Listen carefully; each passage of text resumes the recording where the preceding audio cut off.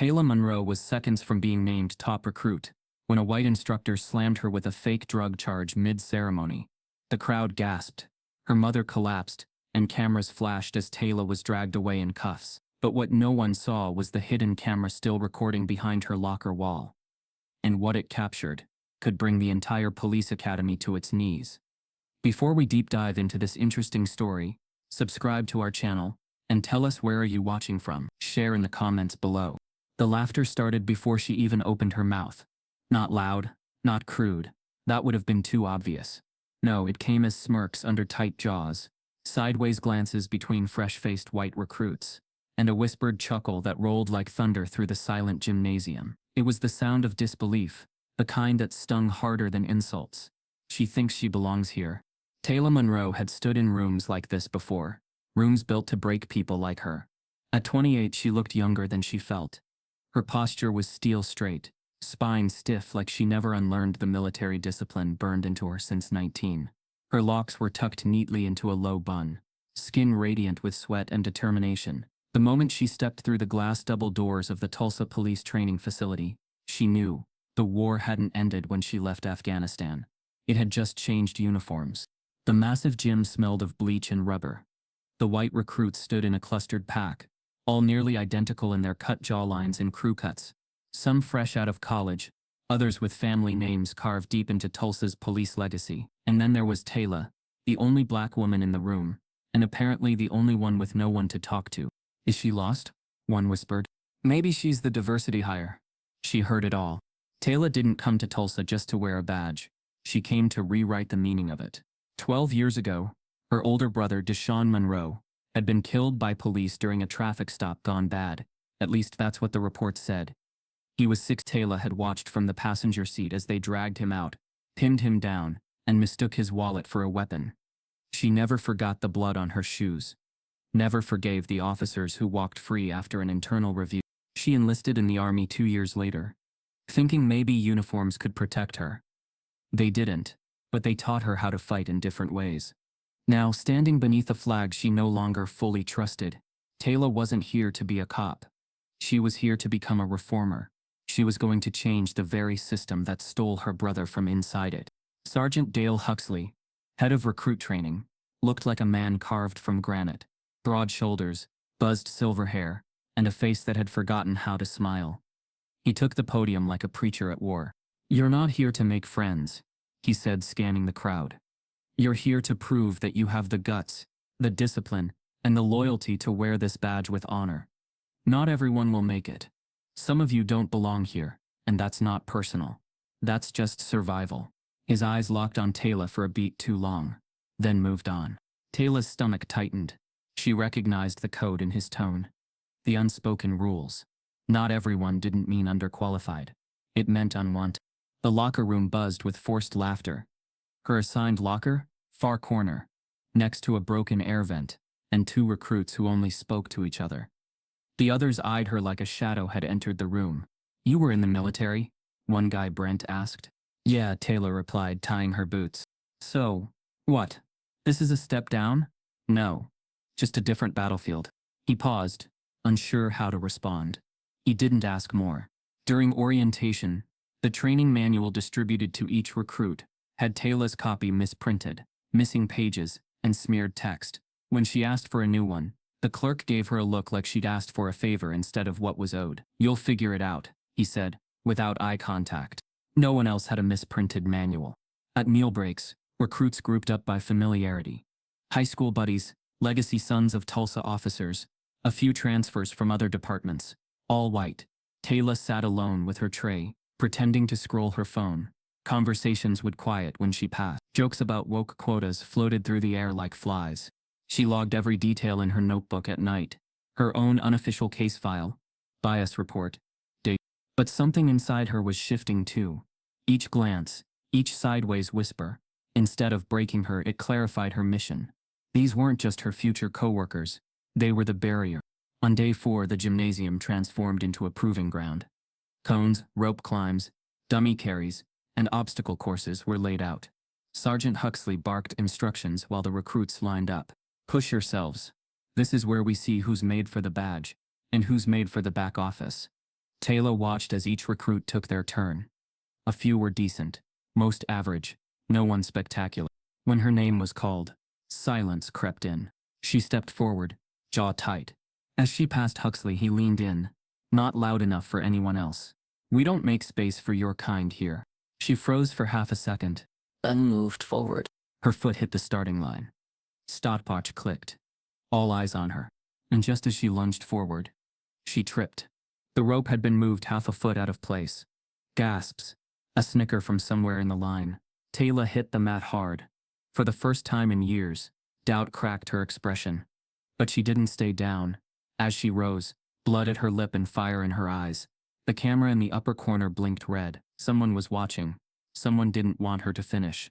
And Tayla had just realized, this wasn't a test of strength. This was war. The whisper had barely left Sergeant Huxley's lips when Tayla steadied herself on the mat.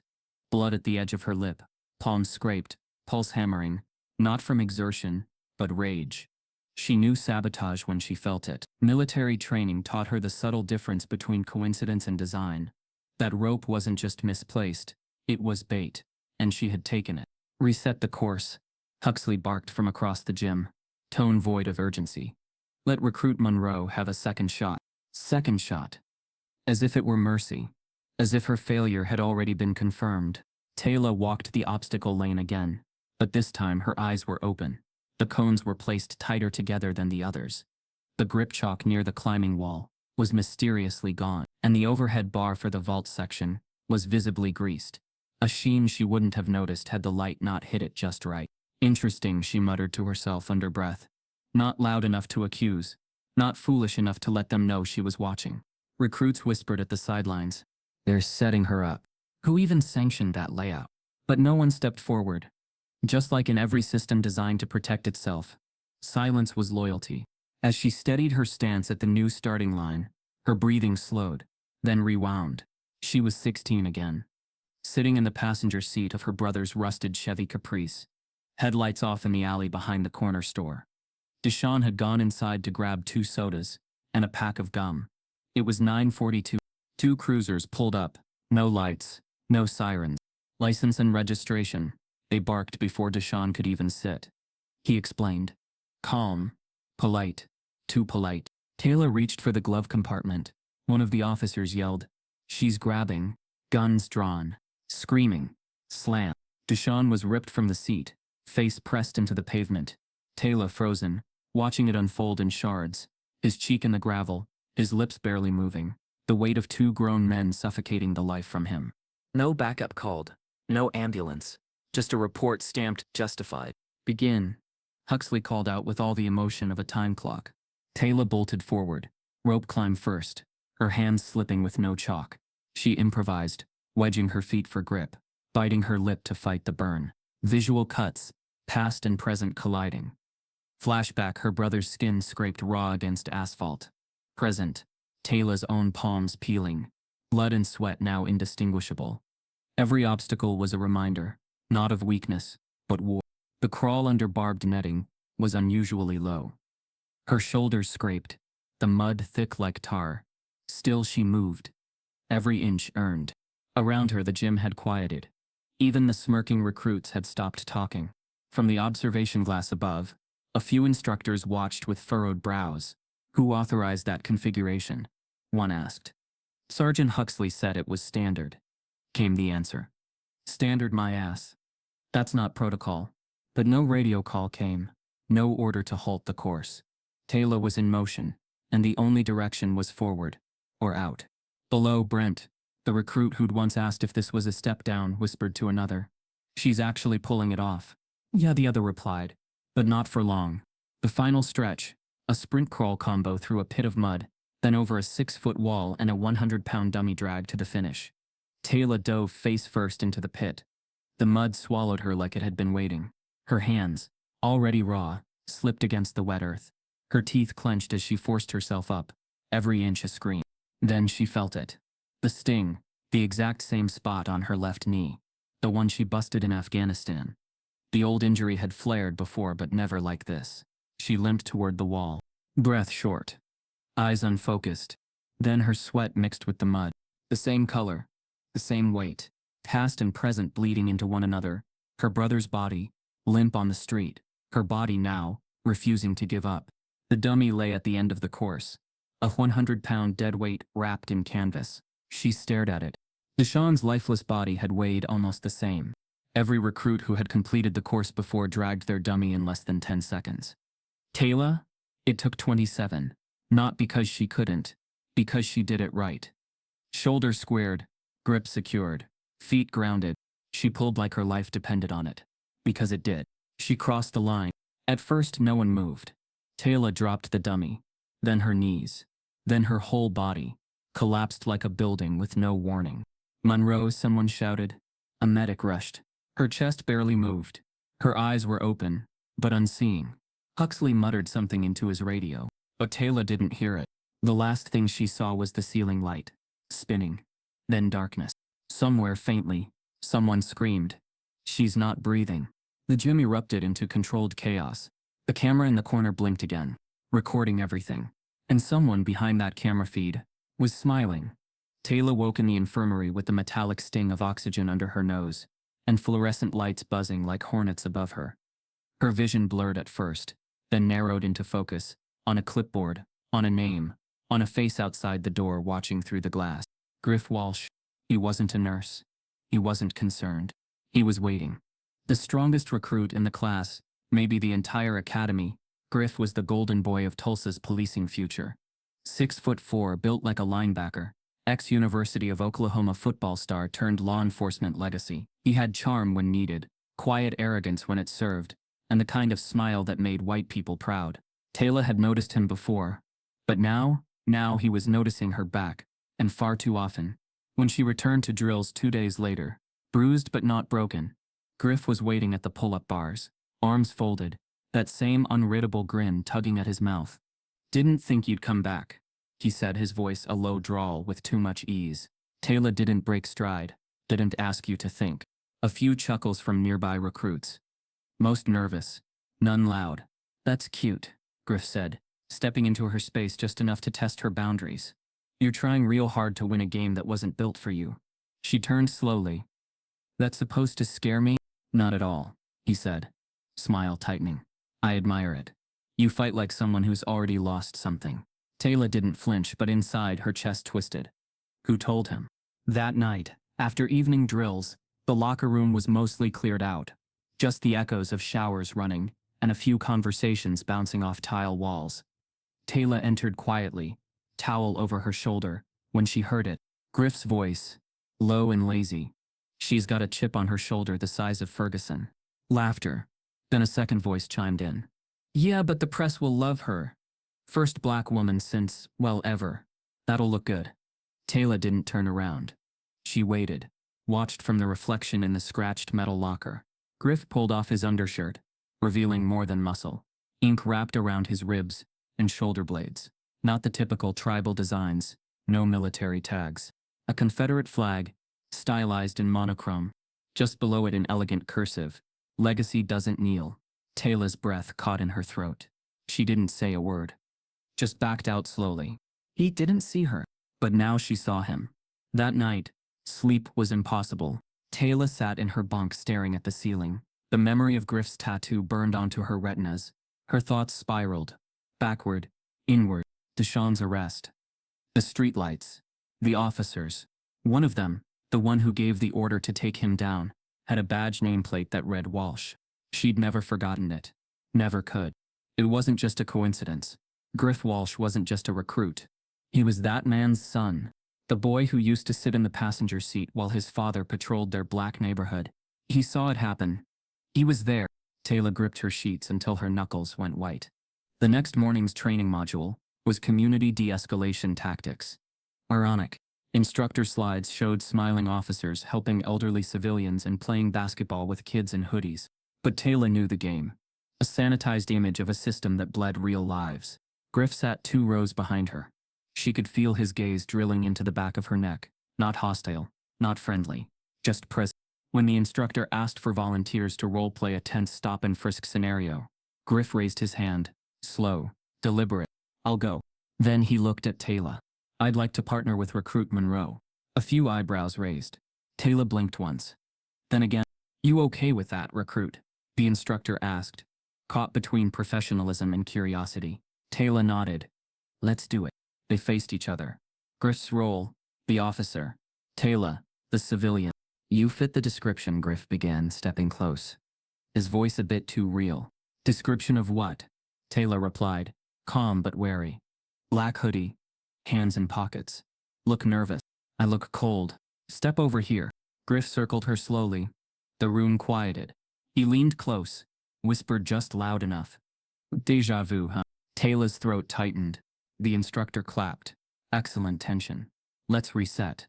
But something had shifted. Everyone felt it. This wasn't training. This was a reckoning. Later that afternoon, Tayla sat outside alone, chewing on the eraser of her pen, flipping through her old notebook. She'd written the name Walsh once before, when she filed her own personal report about her brother's death, before the case was buried. She pulled up an old article on her phone. Officer Timothy Walsh honored for community valor after arrest turned violent. The article praised him for quick action in a tense neighborhood encounter. No mention of Deshawn's death. No mention of the settlement paid to the Monroe family in secret. And standing beside him in the photo, a teenage boy with his arm proudly slung over his father's shoulder. Griff. Tayla's world narrowed into focus. This wasn't a random sparring of egos. This was a son continuing his father's legacy. That evening, as recruits filed out of the drill room, Griff approached the chalkboard and wrote something at the bottom. Next physical sparring match, Monroe versus Walsh. Someone laughed. "He's serious?" a voice asked. Griff turned. "Yeah. Time to see what she's really made of." Tayla stood at the doorway, watching, not flinching. But inside a storm brewed. Not because she was afraid of Griff, but because this wasn't a match. It was a message. And tomorrow it would be delivered, in front of everyone. "We were about to witness a murder," someone whispered under their breath, just loud enough for the tension to crawl across the training hall like smoke. Tayla heard it. Of course she did. She always heard it, not just the words but the smirk laced in them, the pleasure of anticipation. It wasn't fear they felt for her. It was certainty. A black woman facing down the strongest white male recruit in the ring. To them this was sport, a sanctioned execution. The gym, lined with mats and wide mirrors, had become an arena. Recruits crowded against the boundaries, some perched on benches, others standing shoulder to shoulder with crossed arms and unreadable eyes. But beneath the stillness, the energy was electric, hungry, eager for blood that wasn't theirs.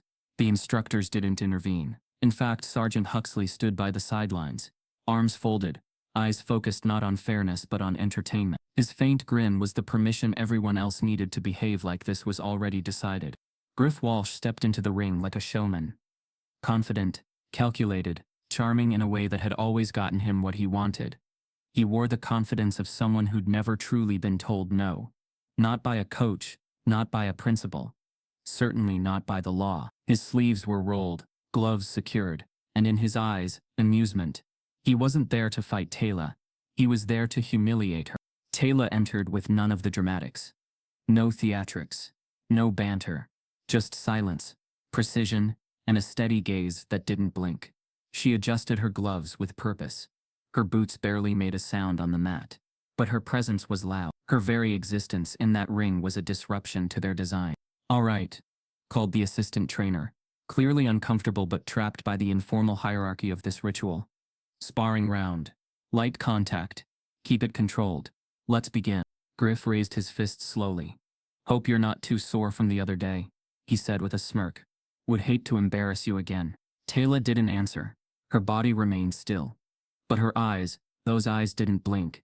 He stepped closer, circling her like a lion sizing up prey, except she wasn't prey. She was patient, calculating, and dangerously quiet. The first feint came fast, a shoulder jab meant to rattle her rhythm. Tayla absorbed it without flinching, barely shifting her weight. Then a second, glancing her ribs, just soft enough to stay within protocol but hard enough to bruise. "That all you got?" Griff murmured, knowing full well she wasn't retaliating. Not yet. Not until it mattered. The recruits laughed from the edge of the mat, that same stinging laughter from day one. But Tayla had learned by now that their laughs weren't built from humor. They were shields, from fear, from guilt, from the uncomfortable realization that they were watching something wrong unfold. but doing nothing to stop it. Griff leaned in again. Gotta say, you're tougher than your brother. Time stopped. The words hit her like a gut punch. Not loud, not provable, but real. No one else would have caught it. But Tayla did. Every syllable, every deliberate beat of venom. She stepped back, finally lifting her fists. The first time in the match she prepared to strike. But not yet. Not just yet. Griff chuckled. Finally awake? He lunged forward. Another mock move, pretending to misstep, giving himself a second of leverage. His elbow grazed her shoulder, harder than it should have. You're welcome to quit, he whispered. There's always admin jobs. That was it. That was the moment Tayla stopped trying to be tolerated and decided to be remembered. She pivoted. One fluid motion, military precision, no wasted energy. And in the space of a breath, her hand locked under Griff's elbow. Her shoulder shifted with force. Not aggression, but strategy. And in a single twist of his momentum, she used his own strength against him. Griff's body lifted. It was silent, save for a sharp exhale. And then thud. He hit the mat. Hard. The crowd gasped. Someone cursed. Another dropped a water bottle in shock. Griff lay still for a beat too long. Chest rising, bare, eyes unfocused. The lion had become the spectacle. Tayla stepped back, unmoved, her stance unbroken, her breathing steady, her silence louder than any roar. But what no one saw, what she kept hidden in the tightness of her jaw, was the ache in her chest. The way her heart hammered not from victory, but from the sheer weight of years of injustice, now condensed into 5 perfect seconds. She hadn't won. She had survived.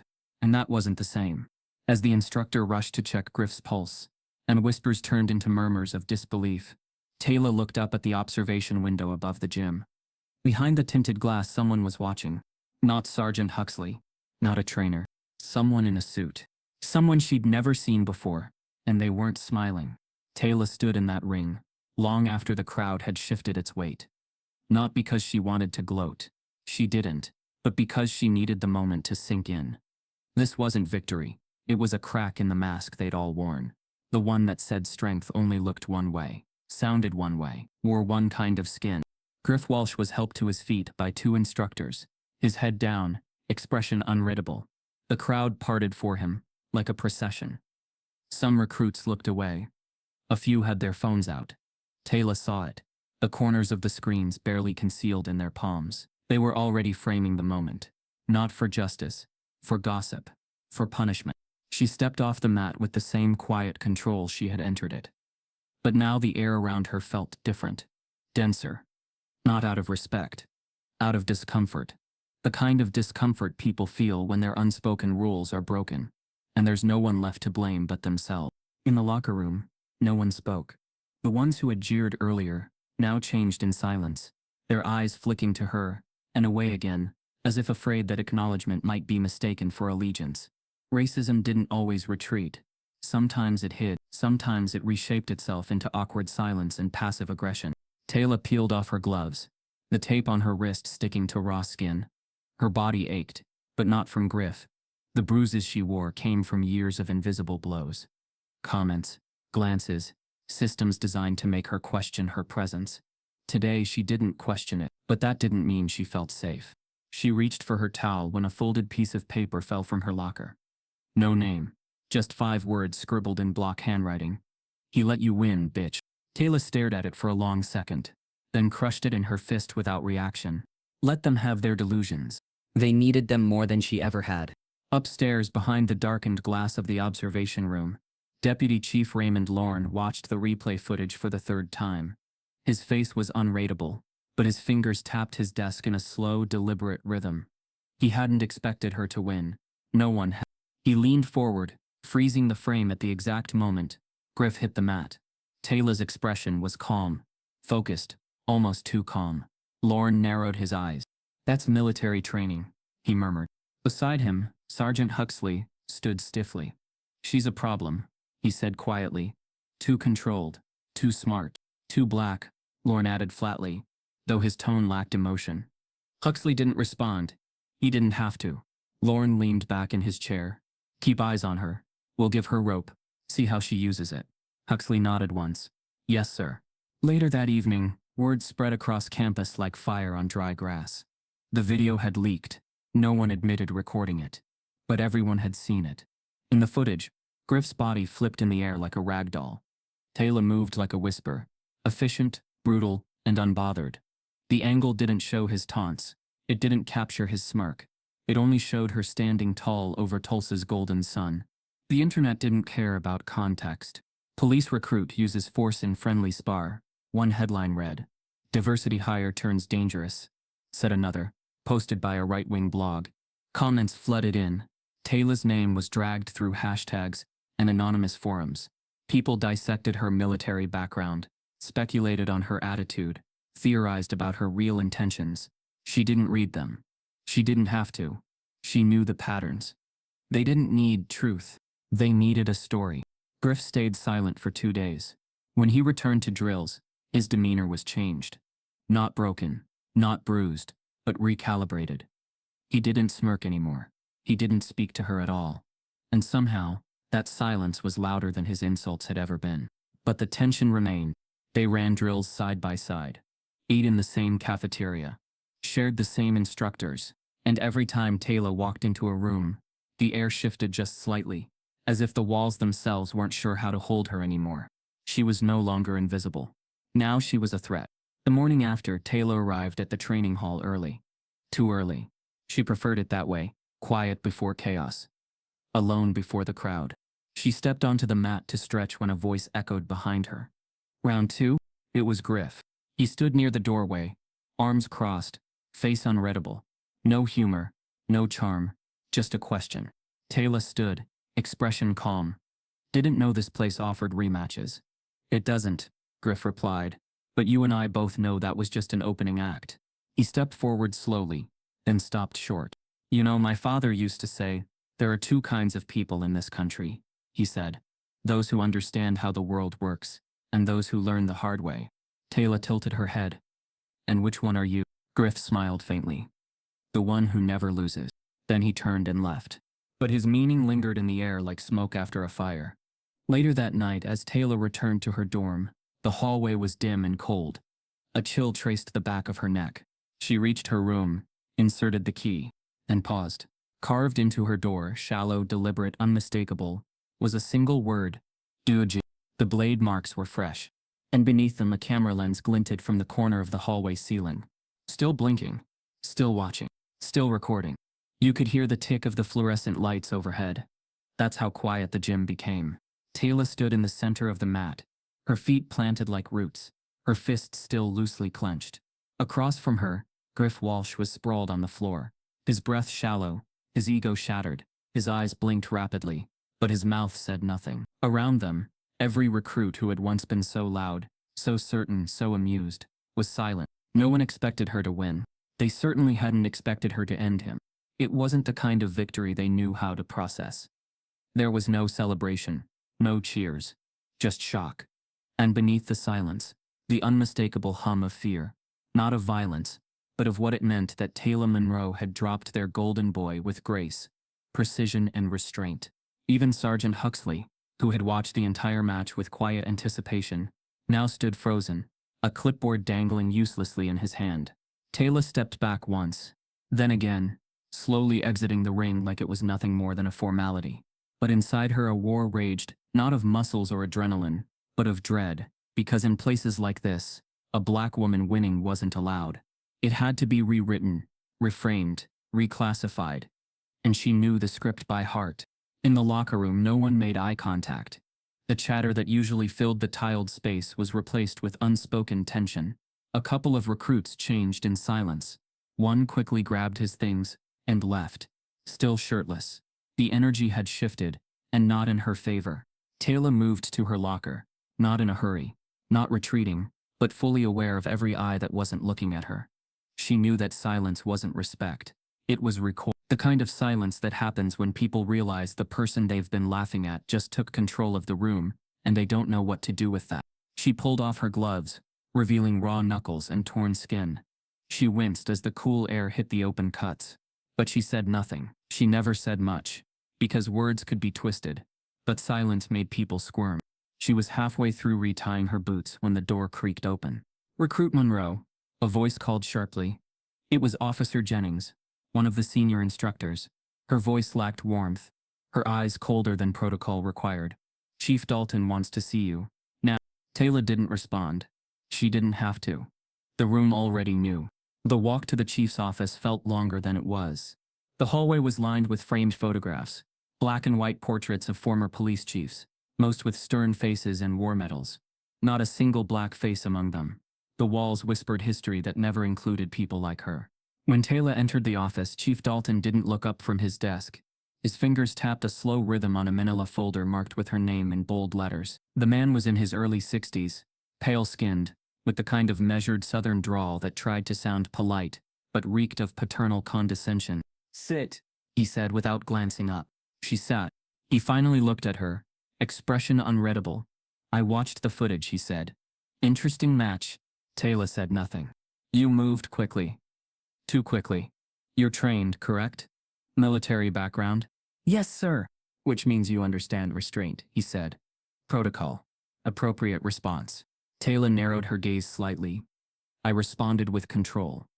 He initiated the contact. I completed the maneuver." Dalton sighed like a man who was already bored of the facts. "Be that as it may, some of your fellow recruits reported concern, said your response was aggressive, that it appeared retaliatory. There it was, the rewrite." Tayla's blood pulsed in her ears. "Was I not instructed to defend myself within training parameters?" Dalton leaned back. "This isn't about instruction. It's about perception. You understand perception, don't you, Monroe?" She did. She always had. "You're on disciplinary review," he said flatly. "Effective immediately. You'll attend training sessions but remain benched from all sparring and tactical drills. We're conducting an internal review of your conduct." And Griff Walsh? Tayla asked, her voice low but direct. Dalton shrugged. "He's recovering. Showed remarkable composure, I might add. Said he's willing to move past it." Very mature response. Tayla nearly laughed, not from amusement, but from disbelief. He had baited her, pushed every boundary, whispered about her dead brother, and now he was being rewarded for his grace. She stood. "You're dismissing me, sir?" "I'm giving you a chance," Dalton replied, feigning kindness. "Most recruits in your position would already be out the door." Tayla didn't thank him. She walked out without a word. Later that night, Tayla sat on the edge of her narrow bunk, phone in hand, thumb hovering over the call button. She hadn't spoken to her mother in days. Not since orientation. She'd promised she would only call when things were going well. She lied. The call rang twice before the familiar voice answered. "Baby," her mother said, half asleep. "Hey, Ma," Tayla replied, keeping her voice steady. "Did I wake you?" "Just resting." "Everything okay?" Tayla hesitated. Her chest tightened. "Yeah," she said. "Just had a long day. Nothing major. Just wanted to hear your voice." Her mother was silent for a moment, then spoke softly. "You don't have to pretend for me, Tayla. I know when my daughter's carrying too much." Tayla blinked back tears. "I'm fine, really." "You're not," her mother whispered. "But I know you. You'll get through it. You always do." Tayla smiled faintly. "Love you, Ma. Always." They hung up. The silence after the call was louder than ever. She showered slowly, letting the hot water run down her spine like a cleansing river. Every bruise stung, every thought screamed. She toweled off, dressed in a hoodie and sweats, and headed back to her dorm. The hallway was dark. Most lights dimmed. Just a few slivers of security light glowing through the frosted windows. Her boots echoed softly as she walked. She reached her door and froze. Something was hanging from the knob. She stepped closer, eyes narrowing. It was a rope, tied in a perfect noose, pinned to the noose with a tack. A single typed message on a strip of paper. "Know your place." Tayla didn't scream. She didn't cry. But her hands shook as she unlocked her door and stepped inside, slowly closing it behind her. And somewhere in the hallway, unseen, a camera blinked red. Someone was always watching, and someone didn't want her to survive this place. The word carved into her dorm door wasn't just vandalism. It was a message. Tayla stared at it for a full minute. Dog etched with a blade, small enough to miss at a glance, but deep enough to leave a scar. The hallway camera blinked overhead, indifferent. Just like the system it served. She didn't call it in. She didn't wipe it off.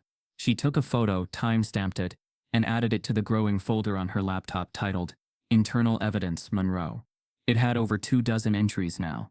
Misprinted manuals, rigged drills, slurs, overheard threats, and now this. But Tayla knew her documentation alone wasn't enough. Not against a system that had mastered erasure. She needed something deeper. Older. Unarchived. That's when she started talking to the people who cleaned the academy, the invisible hands no one noticed. She found him scrubbing the tile near the gym showers. An older black man in his late 50s, with weary eyes, and a name tag that read ED. He wore a permanent limp and didn't speak unless spoken to. Most recruits passed him daily, without ever learning his name. Tayla didn't. She approached slowly, without uniform, in plain gray sweats. No clipboard, no posture, just respect. "You've been here long?" she asked. Edgar paused mid-mop. His eyes studied her carefully. "Longer than most who wanted me gone."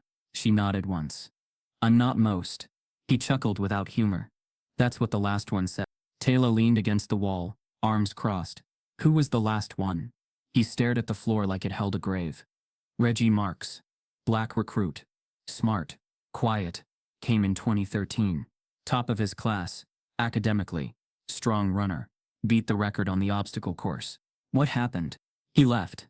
Just walked off campus one day. Never came back. No record. No file.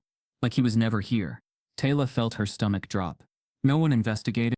Edgar snorted. Who'd they investigate? He didn't exist anymore according to the books. They closed the file before anyone could open it. Tayla leaned in slightly. Was it racism? He met her eyes. You already know the answer. You're just trying to prove it. She straightened. I am. That night, Tayla combed through every online archive she could access. There were mentions of Reggie Marks in old blog posts, now mostly deleted, and a training roster from 2013 that listed a R Marks but no graduation record. Nothing on the academy site. No alumni photos. Just digital traces, as if he'd been wiped from the system. It reminded her of something else. Someone else. Deshaun. Years ago, right before he died, her brother had applied to the Tulsa Police Explorers Program, a feeder initiative that encouraged local teens to consider law enforcement careers. He was denied without explanation. No record of your application, the letter had said. Tayla was 16. She didn't understand then. Now she did. This wasn't a system that failed black candidates. It filtered them out. By design. The next morning, she found Edgar again. He didn't greet her. He didn't have to. She handed him a folded sheet of paper. It was a copy of Reggie's training schedule, overlaid with notations she'd made, showing patterns, drill setups, modified courses, room assignments. The same patterns now appearing in her own schedule. Recognize these? She asked. Edgar studied them. His jaw tensed. Exactly the same. They kept him isolated, made him room near the incinerator. No squad, no mentorship. He was being pushed out, Tayla said. Edgar nodded. Like you are now. She took a deep breath. Why didn't he fight back?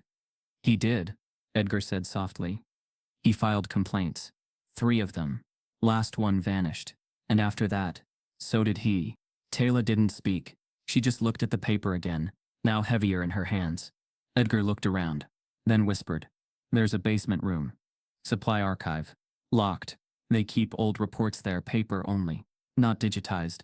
No one checks it anymore. Where? Under the west stairwell. Use the old janitor key. It still works. Tayla's heart pounded. That night, while most recruits slept or scrolled their phones in their bunks, Tayla moved like a shadow through the halls. Her boots padded silently across the linoleum. She carried no phone, just a penlight, and the rusted janitor key. Edgar had slipped her in silence. The west stairwell was dim, the paint chipped, the floor uneven. She descended carefully, the temperature tripping with each step. At the base was a steel door, unmarked, dented, forgotten. The key turned with a reluctant click. Inside, the air was stale. Dust coated the metal shelves, and cardboard boxes sagged from humidity. But the files were there. Hundreds, maybe thousands, stacked with yellowing labels. She spent hours digging. Files for recruits dating back to the 1980s. Most were routine. Some flagged for misconduct. But a few, very few, were different. Thin files. Minimal notes. No completion records. One of them had marks. Reggie scrawled across the top in faint ink. Inside, 2 pages. A single note from an unnamed officer. Doesn't fit culture. Recommend early exit. And below that, a stamp. Case closed. Unfit. That's it. No misconduct. No errors. Just doesn't fit. Tayla exhaled slowly. She was next. She photographed everything. Every page. Every note. Every pattern. Back in her room, she uploaded it all to a secure cloud folder under a hidden account. She labeled the folder Truth. Not for herself, but for anyone who might need it if she couldn't finish this. As she typed her final note for the night, targeted removals are systemic. Design, not failure. Her academy inbox pinged. No subject line. No sender name. Just one message. Stop digging or you'll be next. Below the message was a blurry image attachment. It was a photo, taken from inside her room, from her bed, while she slept. The image burned itself into Tayla's mind long after she closed the message. Blurry, grainy, taken in near darkness, but unmistakably clear in what it showed. Her, asleep in her own bed, arms tucked close to her chest, head tilted slightly, vulnerable, alone. And someone had been watching her long enough to take a picture. Not from a window, not from a hallway crack, but from inside. She stared at the photo for what felt like an hour, though the clock barely moved. The shadows in her room now felt different, thicker. The silence, hostile. She stood slowly, her pulse racing as she scanned every corner of the dorm. Closet, closed. Window, locked. Then she looked toward her locker. She had always thought something was off about it. The way the ventilation slots were oddly angled, how it never quite latched fully. It wasn't just old, it was repurposed. She opened the door and ran her fingers along the top edge. Nothing. Then she crouched. And there it was, wedged into the back lower corner, almost invisible in the seam between steel panels. A tiny black lens, no bigger than a dime. Her breath caught in her throat. They weren't just trying to sabotage her performance. They were invading her life. Tayla didn't panic. She didn't scream. Instead, she reached for her military training. She pulled her phone from her back pocket and took 25 photographs of the lens. Wide angles, close-ups, time-stamped. Then she unplugged the mini camera from its embedded slot. It came loose with a faint snap. No alarm, no blinking, just silence. That made it worse. She slipped the camera into a padded envelope and locked it inside her footlocker. Then she sat on the edge of her bed, back straight, fists clenched, mind sprinting. This wasn't just hazing. This was surveillance. Someone had gone out of their way to watch her, to know her schedule, her habits, her silence. And whoever sent the photo wanted her to know she was being watched. Not to warn her, but to corner her. She waited until morning to act. At breakfast, Tayla sat alone as usual.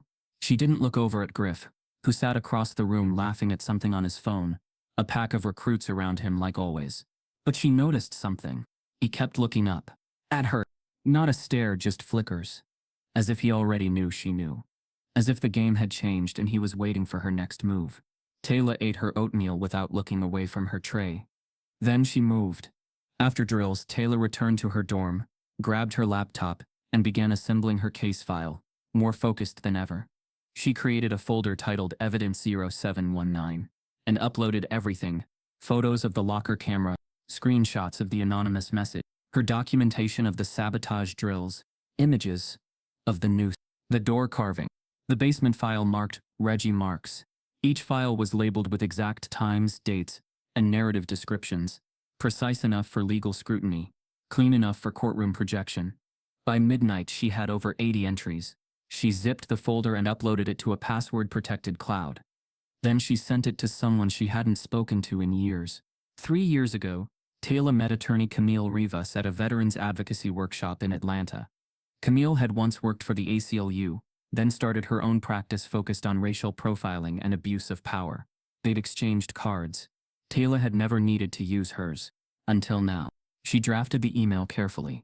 Subject: You urgent. Possible systemic targeting at Tulsa PD training facility.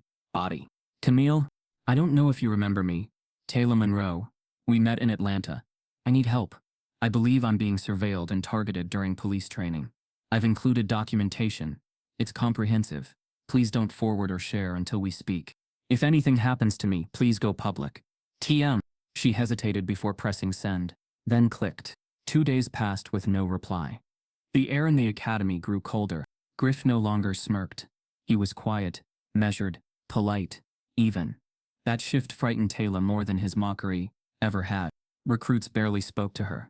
Her training partner was reassigned. She was now drilling alone under the eyes of Instructor Jennings, whose tone had grown brittle with forced courtesy.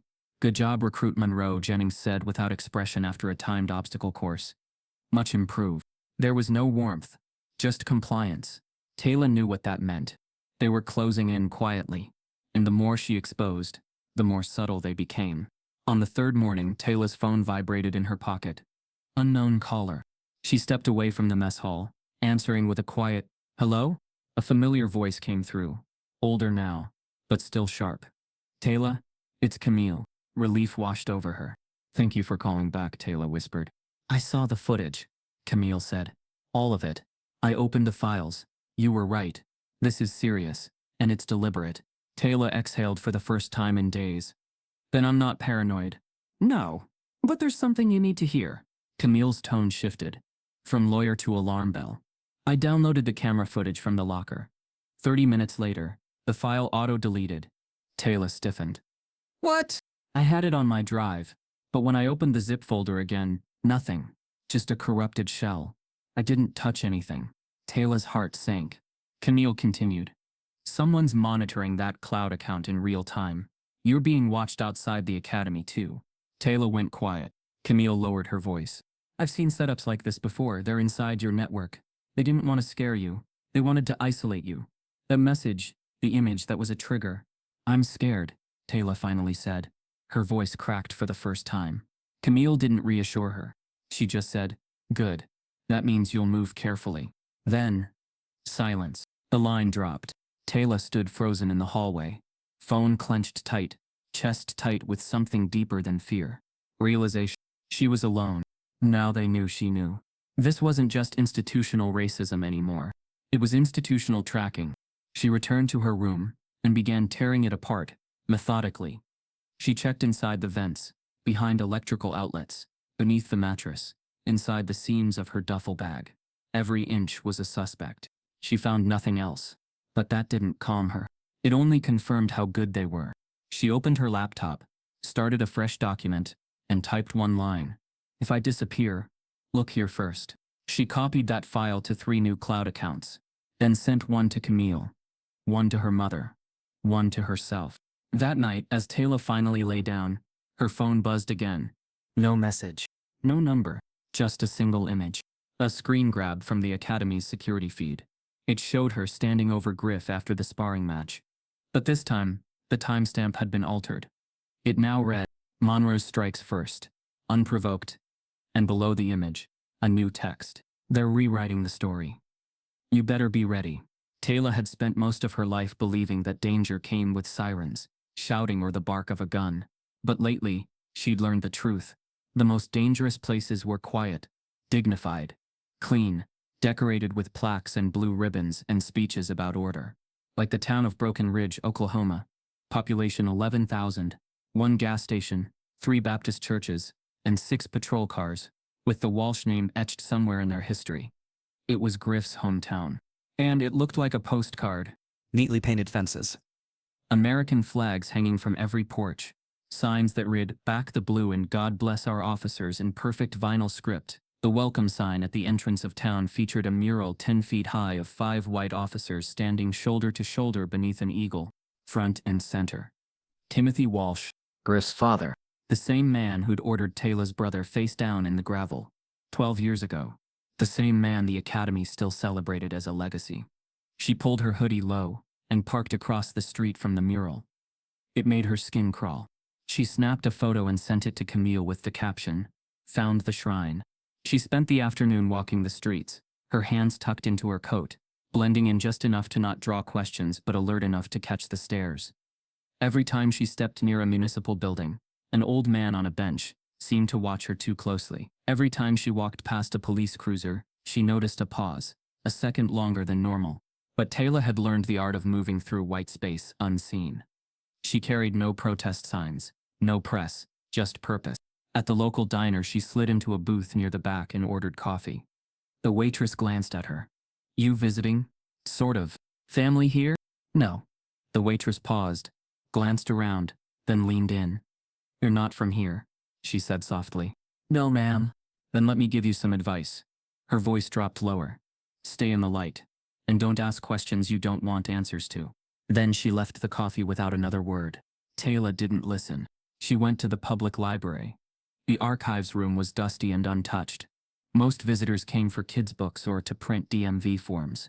But in the back, Tayla found old police newsletters, clippings, and retirement tributes. She combed through years of records, looking for patterns, names, incidents. There were plenty. Officer Timothy Walsh had been involved in over 30 arrests of black residents during his 28-year career. Half of them were minors. Several cases were dismissed for inconsistent evidence, but none resulted in disciplinary action. He had been called a guardian of community values by the town mayor. In a 2008 article, he was quoted saying, "Some neighborhoods don't clean themselves." Tayla snapped a photo of that too. Her stomach churned. In a small corner store, she met a woman who didn't look shocked to see her, just tired. She was in her 40s, black, with streaks of silver threading her braids. She wore a name tag that read Marcy, and her smile was as brief as her voice was soft. "You're not from here," Marcy said without a trace of question. "No. You're with the academy, huh?" Tayla paused. "Why do you say that?" Marcy looked over her shoulder. "We know who comes through here. That badge path? It's a straight shot from this town. Same names, same families, same men." Tayla leaned in. "You know the Walshes?" Marcy's expression darkened. "I know what they did." "To who?" Marcy looked away for a long second. Then she opened her wallet and pulled out a photo, faded and folded. "My son. His name's Theo. He was 16. Went to a party across town. Didn't come back. Last person who saw him said he was picked up for loitering. That was 6 years ago." Tayla's breath hitched. "What happened?" "Nothing. No paperwork. No arrest. No record. Just gone. I filed reports, sent letters, called everyone. Got a letter back from Tulsa PD saying he wasn't in the system. But he was." Marcy stared at the photo. "I saw him in the back of a cruiser once. It was Griff's dad driving." Tayla's voice broke into a whisper. "You're sure?" "I know my child." Tayla closed her eyes. The pain hit her like a wave. Not just for Theo or Marcy, but for herself. For every name that disappeared into the silence because no one bothered to write it down. This wasn't about her anymore. It never was. Before she left, Marcy gave her a slip of paper. "There's an old jailhouse, decommissioned. They use it for storage now. Sheriff's office moved across town, but the walls still talk." Tayla nodded. An hour later, she found the building. It was rusted at the corners and overgrown at the base. The front door was locked, but the back fence had a section missing. She slipped inside as dusk fell. The place smelled like mildew and bleach. Inside it was dark except for fading light through shattered windows. Old filing cabinets, mattresses, and rusted bunks sat untouched. She moved carefully, checking each holding cell. In one of them she found it, scratched into the concrete wall, barely visible in the grime. A name. Dean Monroe. Her brother. Her knees gave out. She sank to the floor, hand pressed to the wall like it could somehow speak. He'd been here. Before the academy. Before the cover-up. Before they told her he'd never applied. Her brother had tried to become part of the system, and it had swallowed him whole. As she stood to leave, her phone buzzed. No number, just a message. "You're too close. Turn around." Tayla froze. The window behind her reflected movement.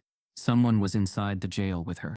The footsteps behind her were too light to belong to a cop, too careful to be a stranger. Tayla's breath locked in her throat. She didn't turn. Instead, she moved sideways along the wall of the abandoned jail, stepping silently between the bars of fading light. Her fingers brushed the cold cement where her brother's name had been carved. It was her only anchor. She waited. A creak came from a rusted cabinet in the far corner. A slow drag of metal, deliberate, and then nothing. Silence returned like a smothering hand. Her phone buzzed again. This time, a name. A. Brooks. The whistleblower Camille had connected her to days ago. A former dispatch technician who'd resigned quietly after 2 internal warnings. Camille said he had access to unreleased body cam archives, that he owed her. She stepped into the light and answered. "You're late," Tayla whispered, voice low but sharp. His voice cracked through the receiver like wind through a wire. "You're still at the jail?" I was followed. Then you need to leave. Now. Did you bring it? She asked. A pause. I didn't bring anything. I sent it. Check your secure inbox in 20 minutes. But Tayla, I need to warn you. This isn't just footage. It's an execution tape. She drove back to Tulsa like the sky was chasing her. Night bleeding into morning. Headlights cutting through fog as her knuckles whitened on the steering wheel. Every mile was a prayer. Every lane change, a fight against the scream building in her throat. She parked blocks away from the academy, took the long route through the back gate, and entered her dorm through the emergency stairwell. No lights, no movement, just her own breath and the ticking of the fluorescent ceiling panels above. She didn't open the footage right away. She showered first, slowly, trying to wash away the weight of the jail, the scratches in the wall, the eyes that had followed her all night. But the fear didn't wash off. She sat at her desk, laptop glowing like a spotlight, and entered the encrypted login Camille had provided. One file. No label. Just a timestamp 2013. She clicked play. The footage flickered for a second before sharpening. The camera angle was low, from the chest of a police officer, walking briskly toward a parked vehicle. The body cam audio caught the usual static. Then voices. Two. Tayla leaned in. One of them was her brother. Deshawn's voice was calm, patient. Sir, I already showed you my ID. My sister's just grabbing a soda. We're not doing anything. Then another voice. Cold, clipped, unmistakable. Keep your hands where I can see them. The screen tilted. An officer grabbed Deshawn, shoved him against the hood. No sudden movements. Deshawn didn't resist. I'm not resisting. A third voice entered, deeper, younger, familiar. Dad, he's reaching. The camera jerked. A blur, a slam, a sickening crack as Deshawn's head hit the concrete curb. Then, silence. Tayla froze the screen, rewound, replayed. The younger voice. The camera caught a glimpse of him reflected in the cruiser's side mirror, teenage, smirking. Griff Walsh, in civilian clothes, riding along, laughing. The officer in the footage, his badge said T. Walsh, stood over Deshawn's body as if nothing had happened. Clear, he said to his partner. Suspect attempted to flee. Injured during restraint. No gun. No threat. Just lies. The footage continued. Another minute of repositioning. Radio calls. Paperwork. Then, static. The screen blinked once. Then again. The same sequence replayed, but this time the audio was missing. The camera was still rolling, but the moment of Deshawn's head hitting the curb was gone. Erased. Tayla stared at the screen, tears breaking through at last. Not sobs, just silent drops carving trails down her face. They'd killed him, lied about it, cut the footage, and trained Griff to become the next in line. She exported the footage into 3 copies, 2 encrypted on hard drives, 1 on a locked flash drive she kept on her keychain. She labeled the files Monroe proof, and added a single line of metadata.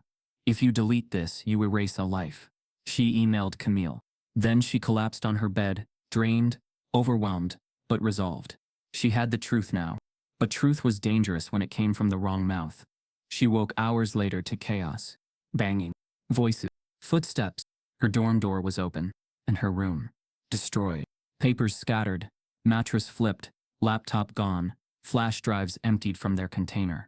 Her clothes slashed. Her desk drawer broken off its hinges. Tayla stood in the doorway, frozen. She stepped over her overturned chair and looked at the wall. The word from earlier, dog, had been crossed out.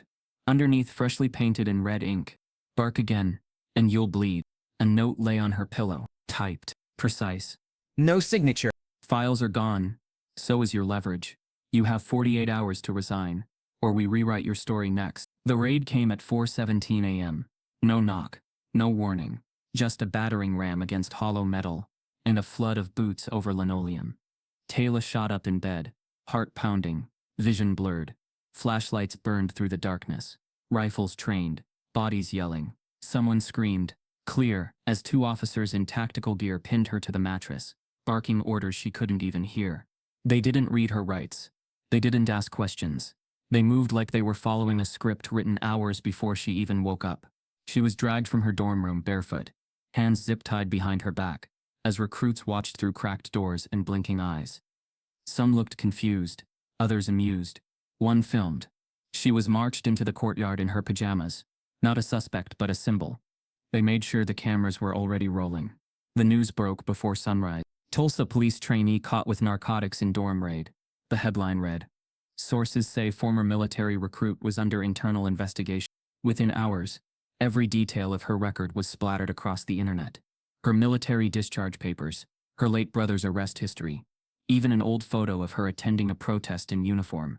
They didn't use her academy photo. They used one where she wasn't smiling. Fox ran it with the chyron, woke cadet or dangerous plant. Other outlets followed. The whispers she'd endured for weeks now had a national megaphone. Her inbox flooded, her phone shut down from notifications. And through it all, she sat in a holding cell on academy property, still zip-tied, watching her future disintegrate through a barred window. No one came to see her. No one called. Until Camille. It took Camille 2 days to reach her. When she did, Tayla barely looked up. "They're going to bury me," she said, voice hollow. Camille sat across the table, eyes sharp. "Only if we let them." Tayla scoffed. "You saw the news. No firm will touch me. They've already decided I'm guilty." Camille pulled out a thick file. "Most firms. Not all." She slid the folder across the table. The cover read, "Freedom and Fire Legal Collective. A grassroots legal defense group based out of Atlanta, known for taking on impossible cases, especially ones the system wanted to disappear." "They've seen this before," Camille said. "Framing, patterned raids, fake intel, and they already filed an emergency injunction to preserve the body cam footage from this morning." Tayla blinked. "They'll just delete it." Camille leaned in. "They'll try. But they didn't know someone sent us a duplicate from inside." Tayla's heart stopped. "Who?" "Don't know yet. But they called it insurance. They knew you were next." That night, Tayla was released under administrative review, pending a full inquiry. But the damage had been done. She walked out of the precinct through the back entrance. Not to protect her, but to protect the press from catching the look on her face, rage wrapped in humiliation. Camille drove her to a safe house outside Tulsa. One room, thick curtains, no cameras. There, Tayla finally cried. Not because of the arrest, not even because of the setup. She cried because she called her mother, and her mother didn't answer. It took hours to get through. When she did, a stranger picked up. "This Tayla?" the voice asked. "Yes, this is Mercy General. Your mother collapsed earlier today. Hypertensive crisis. She's stable, but she's not well." Tayla sat on the edge of the motel bed, her body shaking. "Can I speak to her?" "She's resting, but she kept saying your name." Tayla hung up and stared at the wall. This fight was no longer hers alone. The Freedom and Fire team worked quickly. Within 72 hours, they compiled a counter-report challenging every detail of the Academy's narrative. The drugs found in her dorm, laced with fentanyl, a type not even available in Tulsa legally. The packaging was untraceable. The report used the word staged 4 times. But the most damning find came from a buried lid.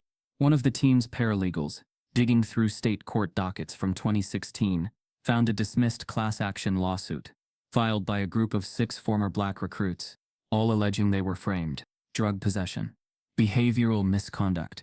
One claimed their psych eval had been forged. All had been removed from the academy before graduation. The lawsuit was sealed, settled quietly, and the presiding chief, Timothy Walsh. Camille entered Tayla's room, holding the paralegal's printout. "They silenced them before," she said, voice trembling. "But we found the file." Tayla looked up, eyes red but fierce. "So now what?" Camille handed her the paper. "Now, we finish what they started." When Tayla stepped back onto academy grounds, the air felt different, charged, electric, unstable. Word had already spread. She wasn't just the girl who'd knocked out Griff Walsh. She was the woman coming back with lawyers, witnesses, and receipts. Gone was the silence that once followed her down the halls. Now there were stares, open, bold ones, some filled with fear, others with hate, and a few, just a few, with something dangerously close to respect. This time, she didn't wear the standard cadet uniform. Her legal team insisted on that. Instead, she wore black slacks, a pressed white shirt, and a navy blazer, civilian clothes, but still sharp, still commanding. Her badge pass still worked. For now. At her side was Camille, armed with a thick folder and a quiet fury in her eyes. They walked straight to the front desk. I'm here to file a formal whistleblower complaint, Tayla said, sliding the envelope across to the intake officer. Under federal protection statutes, you'll want to escalate this immediately. The receptionist blinked, reached for the phone, and just like that, the war began. By noon, the entire academy was in lockdown, training suspended, drills cancelled, recruits sent to dorms or reassigned to clean up tasks, busy work, distractions. Tayla sat in a conference room on the third floor with 2 federal observers, 3 internal affairs officers, and Camille. She handed them documents, digital drives, affidavits. She narrated everything, from the sabotaged obstacle course to the secret camera in her locker, from the noose to the doctored body cam footage of her brother's death. Every word she spoke carved deeper into the academy's spotless facade. They've created a system, Tayla said quietly, where black recruits don't just fail, they're erased. The room was dead silent. No one looked away. Downstairs, the reaction was instant. Some recruits whispered in corners, unsure what to believe. Others muttered louder, frustrated, angry, not at the corruption, at the exposure. You believe this? One said, slamming his locker. She's trying to take the whole program down over some bruised ego. Another recruit replied, she's got proof, man. Maybe it's not ego. Maybe it's survival. Lines began to form. Friendships cracked. Silences deepened. And in the eye of the storm, Griff Walsh walked into the training hall like nothing had changed. Head high. Smile calm. But the gleam in his eye was different. Tight. Controlled. As he passed the gathering recruits, one shouted, "You good, Griff?" Griff just smirked. Better than ever. By the end of the day, the academy held a closed-door press conference. No cameras, just a memo issued quietly to internal stakeholders. It announced that recruit Griff Walsh had been elevated to the role of training liaison, a ceremonial title meant to promote unity during this time of uncertainty. It was a distraction, an intentional spotlight shift, and everyone knew it. Tayla read the memo in Camille's car as they waited outside the administrative building. They promoted him, she said, voice barely above a whisper. While under investigation, Camille didn't answer. She didn't need to. The message was clear. They weren't going down without a counterattack. That night, Tayla returned to her dorm. It had been cleaned. Her bed was made. The graffiti gone. The broken desk replaced. But something felt off. A folded envelope sat on her pillow. No stamp. No return address. Inside was a typed letter. Miss Monroe. We respect your persistence, but this war you're waging will not end the way you think it will. There are other avenues for your passion, ones that don't require destruction. A generous offer has been approved. In exchange, you resign immediately and sign a non-disclosure agreement. The offer expires in 4 days. Make the smart choice. No name, no signature. But it didn't need one. It came from the machine itself. Tayla read the letter twice. Then she flipped it over. In faint ink, just visible under the light. This is what they offered the last girl too. She took it, then vanished. By morning, the headline was everywhere. Black female recruit destroys police legacy. The story had broken wide open. Leaked documents, redacted files, years of buried misconduct surfacing like bones in the dirt. Tayla Monroe's name was no longer whispered in halls. It was broadcast from rooftops, trending globally, and spoken on primetime television by people who once would have crossed the street to avoid her. She had 48 hours to take the money and disappear. She took 2. Then she walked into Camille's office and said, "I want the trial. Every piece of it. Let them see what they made me survive." Camille stared for a moment, then nodded. "Then we burn the whole thing down by the book." The case moved quickly. Too quickly. Some said. The academy was hemorrhaging credibility, and the city council needed closure before election season. Cameras lined the courthouse steps as Tayla arrived, stoic in a charcoal gray suit, her mother by her side in a wheelchair, eyes bloodshot but proud. The lawsuit named 8 individuals, including Sergeant Huxley, Chief Dalton, and Griff Walsh, along with the Tulsa Police Academy as an institution. Charges included racial discrimination, unlawful surveillance, defamation, obstruction, and retaliatory misconduct. The courtroom was packed. Media outlets fought for front-row seats. Protesters lined the sidewalk. And behind the courthouse, police in riot gear waited, silent reminders of who still held the real power. Opening arguments set the tone. The city's legal team framed Tayla as a disgruntled recruit who struggled to integrate, whose allegations were based more on resentment than fact. But Camille responded like a scalpel through hypocrisy. She didn't struggle to integrate, Camille said, pacing the floor with quiet fury. She survived a hostile environment engineered to expel her. And she brought receipts. She dropped a thick binder onto the courtroom floor. The sound echoed. Tayla watched from the plaintiff's table, face calm, fingers trembling under the wood. The prosecution called their star witness on day 3. Griff Walsh walked to the stand in a tailored suit, clean-shaven, polished, performative. He answered questions with care, speaking about discipline, camaraderie, and frustration with Monroe's disruptive presence. Then came Camille. "Mr. Walsh, did you ever speak to the plaintiff about her brother?" "No," Griff replied smoothly. "Did you know her brother had once applied to the academy?" Griff shrugged. "I don't recall." Camille nodded, then pulled up a transcript. "On March 19th, during a sparring session, you said, and I quote, 'You fight like someone who's already lost something.' What were you referring to?" Griff hesitated. "It was just banter." "But specific," Camille pressed. "How would you know she lost something? Unless you already knew about her brother?" Griff's face changed, only for a second. That's not what I meant." Camille leaned in. "Or is it that you were there when it happened?" A murmur ran through the gallery. Griff's jaw twitched. And that was all it took. The next day, Camille unveiled the body cam footage. The real one. Uncut. Raw. Disgusting in its clarity. Deshawn's final minutes, played in front of a jury, a crowd and millions watching live. People wept in the gallery. Tayla kept her eyes open the entire time. When it ended, Camille stood. This wasn't just a mistake, it was murder. Covered by silence, protected by legacy, and now inherited by the son of that legacy. Protests exploded. Outside, signs reading "Justice for Deshawn," and "Legacy Policing," and "Truth Doesn't Expire" filled the courthouse steps. Mothers of other missing black teens gathered, holding photos. Marcy, whose son Theo had vanished, stood among them. Inside, the jury listened to days of testimony. Instructors who finally spoke, recruits who broke ranks. One admitted that the camera in Tayla's locker had been installed by order from above. Another shared an email where Griff called Tayla a walking lawsuit. But the defense wasn't finished. They implied Tayla was manipulative, overly sensitive, and fixated on revenge. And in a twist, they presented new footage, heavily edited, grainy, depicting Tayla allegedly agitating during a hallway confrontation. Camille pounced on it. The timestamp is forged. Her phone GPS places her in another building. And still the courtroom hung in limbo. Truth clashing with legacy in real time. On day 10, Camille called Tayla to the stand. "Why didn't you quit?" she asked gently. Tayla exhaled, voice steady. "Because if I quit, they get to keep the story." "What story?" "That I was angry. That I was unfit. That my brother's life didn't matter. That silence wins." Camille nodded. Tayla looked at the jury. "I'm not asking for pity. I'm demanding accountability. Because if they can rewrite my story, they can erase yours too." The jury was sent into deliberation. 12 faces, all pale, all solemn, all aware the country was watching. Hours passed. Then days.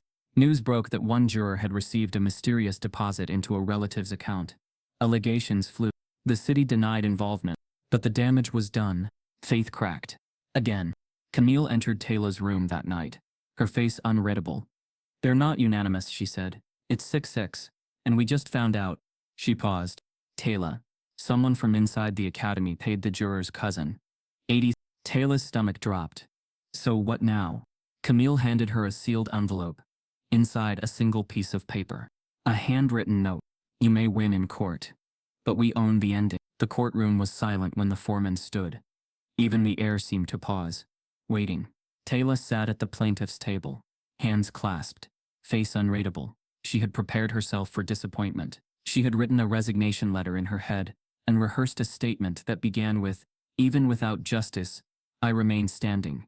But when the foreman's voice cut through the tension, everything stopped. "We, the jury, find the Tulsa Police Academy guilty on all counts: racial discrimination, unlawful surveillance, targeted abuse of power, and obstruction of justice." A collective gasp echoed through the gallery. Camille's eyes widened, then filled. Tayla didn't move. Couldn't. Her body stayed still while the room erupted around her. Reporters sprinting for the exits, spectators breaking into applause, and protesters outside the courthouse chanting her name. "Guilty. For once, the word didn't fall on her shoulders. Within 48 hours, arrest warrants were issued. Griff Walsh was taken into custody at his family home, his hands cuffed while cameras rolled. The same smirk he wore in the academy was gone. So was the veneer of invincibility that once cloaked him like armor. His father's old badge lay on the mantel behind him as he was escorted out, the legacy now tainted, exposed. Sergeant Huxley, Chief Dalton, and 3 other academy staff members were arrested for conspiracy and evidence tampering. Their offices were raided. Internal computers seized. Huxley reportedly tried to resign before the handcuffs closed around his wrists. News outlets flipped. Pundits who once labeled Tayla unfit now called her a trailblazer. Magazines published cover stories titled The Woman Who Dared to Stay and Badge vs. Truth, The Monroe Uprising. A Netflix producer called Camille's office with inquiries about film rights. Tayla declined all interviews. She didn't feel like a symbol.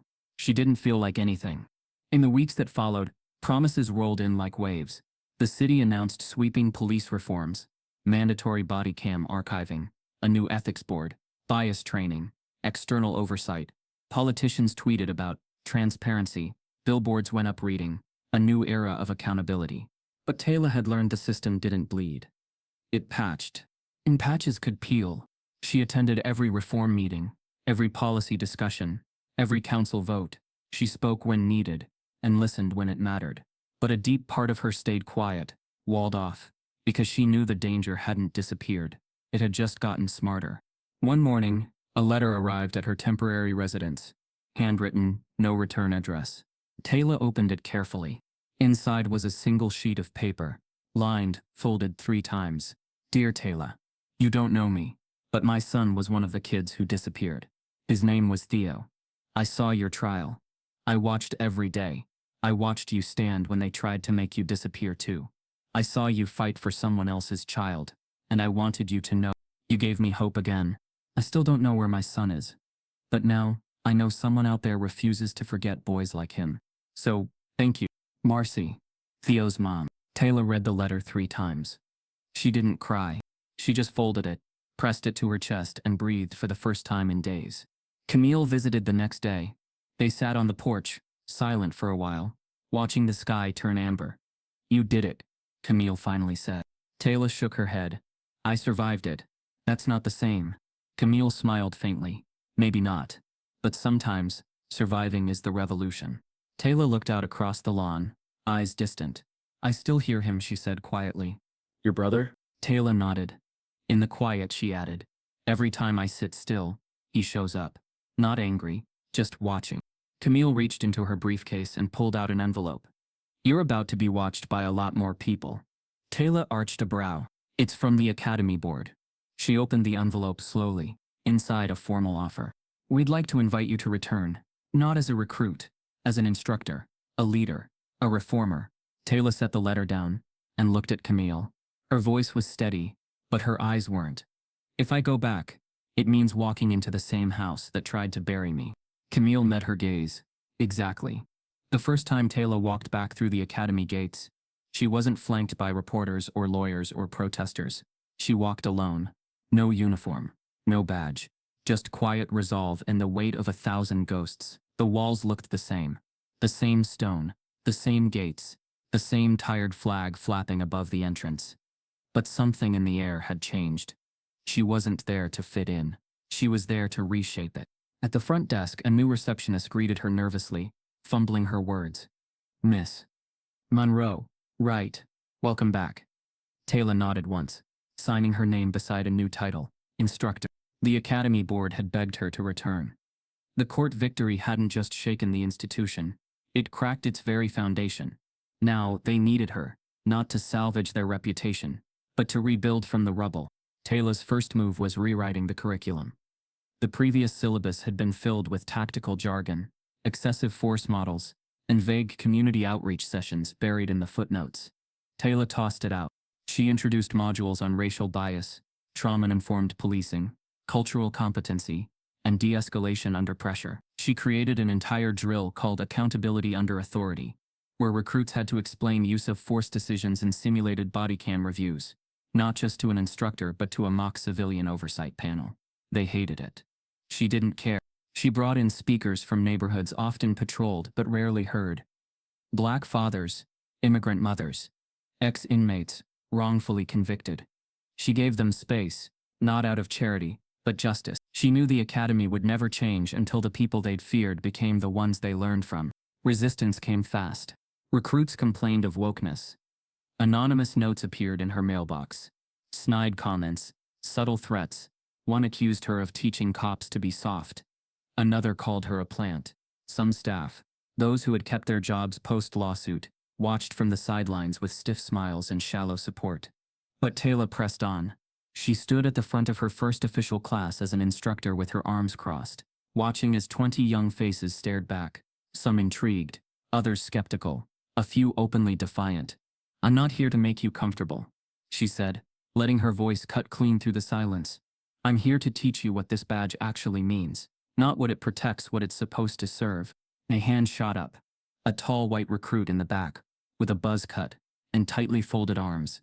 "Ma'am, with respect, if you don't trust this place, why are you here?" Tayla didn't flinch.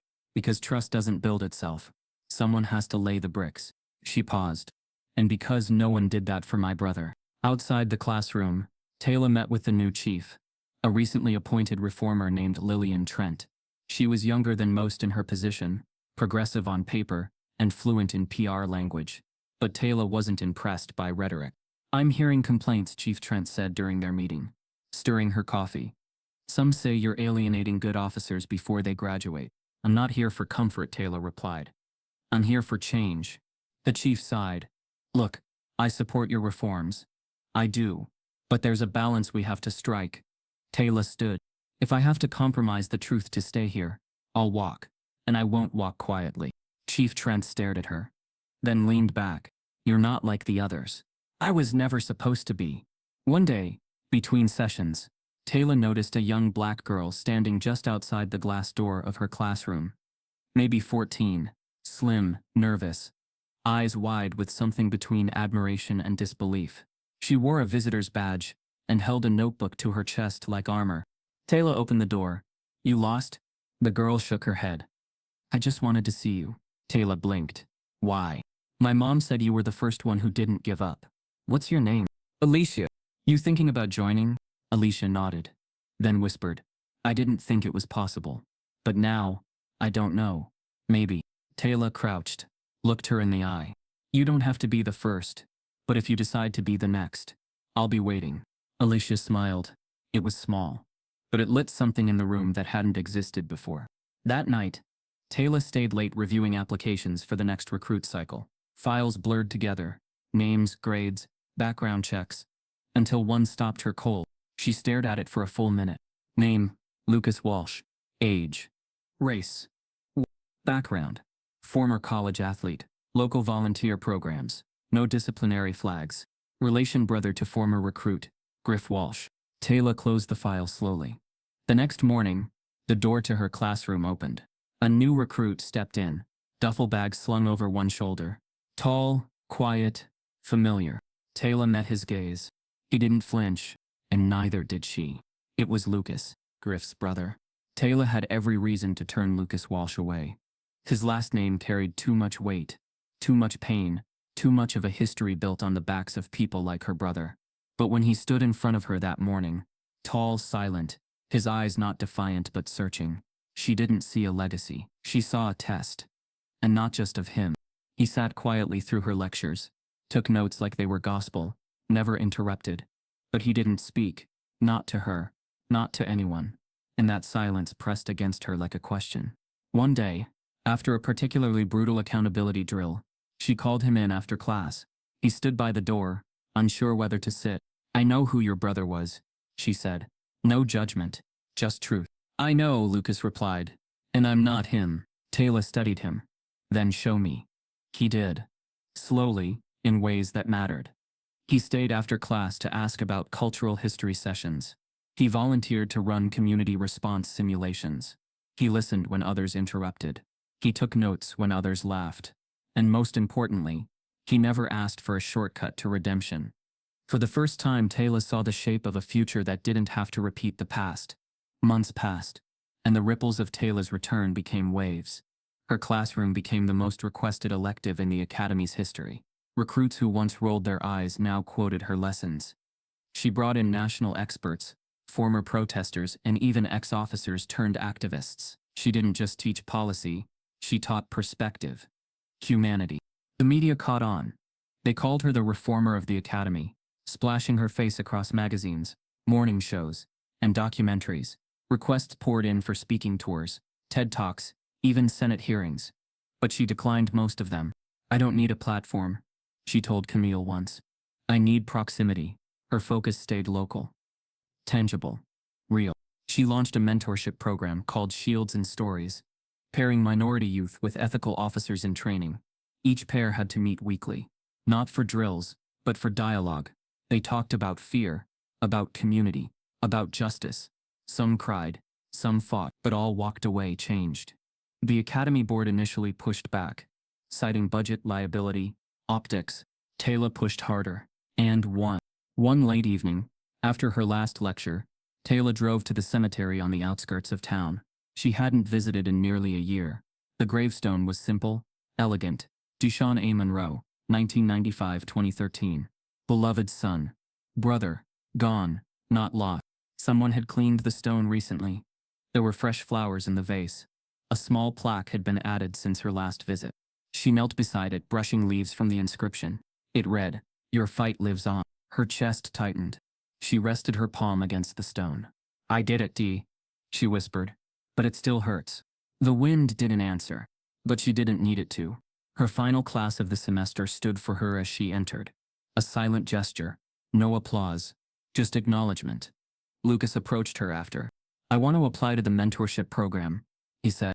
"You're already in it." "No," he said quietly. "I want to run it." Tayla smiled, small, but proud. "You ready to be the one who listens?" Lucas nodded.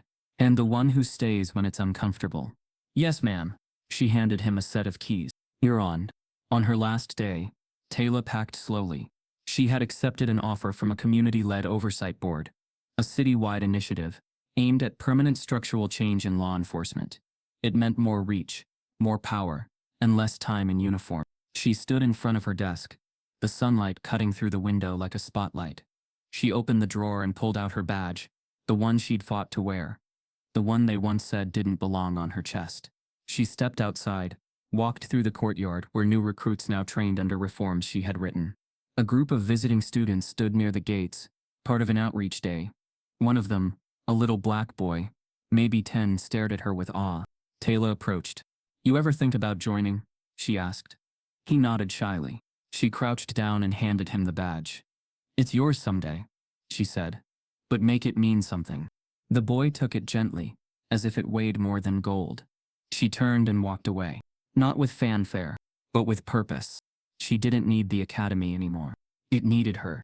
And now, it would never forget her. That night, as she returned home, her phone buzzed. A news alert flashed across the screen. Black teen arrested for resisting, no weapon found. Family demands answers.